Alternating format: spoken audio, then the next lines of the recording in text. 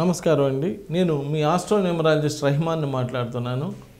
నేను ఇంత ముందుగా ఎన్నో సంవత్సరాల నుంచి astrology, numerology, palmistry, graphology, face reading, signature analysis వీటన్నిటి మీద మ్యారేజ్ డేట్స్ ఎలా ఉండాలి ఏంటి అనేది అన్నిటి మీద మీకు ఎంతో అవగాహన కల్పిస్తూ వస్తున్నాను. ఇవాళ వచ్చేటప్పటికి ఫోన్ నెంబర్లు, అసలు మన జీవితంలో ఫోన్ నెంబర్ అనేది ఒక పార్ట్ అయిపోయి కూర్చుంది.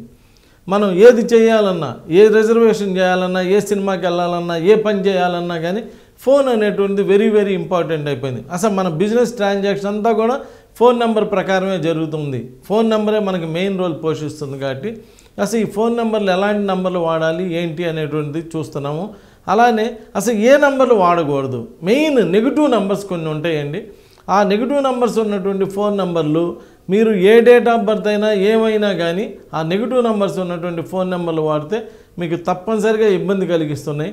వీటిల్లో ఈ రోజున 57 5+7 ఈ 57 అనేటువంటి నంబరు ఫర్దర్ డెవలప్మెంట్ను ఆపేస్తుంది. ఏదో కొన్ని రోజులు బాగానే డెవలప్ అవుతారు, వెంటనే ఆపేస్తుంది.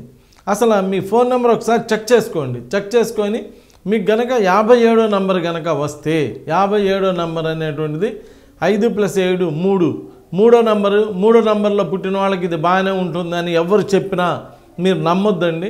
మీ 57వ నంబరు తప్పనిసరిగా మీకు ఏదో కొన్ని రోజులు ఏదో కలిసి వచ్చినా కానీ తర్వాత ఫర్దర్ డెవలప్మెంట్ అంతా ఆపేస్తుంది, బిజినెస్ని డల్ చేస్తుంది, మీ రిలేషన్షిప్స్ని డల్ చేస్తుంది, అన్ని రకాల ఇబ్బందులు కలగజేస్తుంది. కాబట్టి ఈ 57 అనేటువంటి ఒకవేళ ఇప్పుడు అర్జెంటుగా చెక్ చేయండి. మీ ఫోన్ నెంబర్ 10 నంబర్లు యాడ్ చేయండి. యాడ్ చేస్తే ఆ చివరిలో 5 నంబర్లని అలాంటివి కాదండి, 10 నంబర్లు యాడ్ చేసి దానిలో ఏదన్నా కనుక మీకు 57వ నంబర్ కనుక వచ్చి ఉంటే టోటల్గా అర్జెంటుగా మీకు నమ్మకం ఉన్న మీకు తోచిన ఆస్ట్రోన్యూమరాలజిస్ట్ని అడిగి ఆ నంబర్ మార్పించుకొని మీకు జీవితానికి ఏ నంబర్ ఉపయోగపడుతుందో తెలుసుకొని ఆ విధమైనటువంటి నంబర్ తీసుకుంటే మీకు లైఫ్ అంతా కూడా చాలా చక్కగా బాగా ఉంటుంది. నమస్కారం.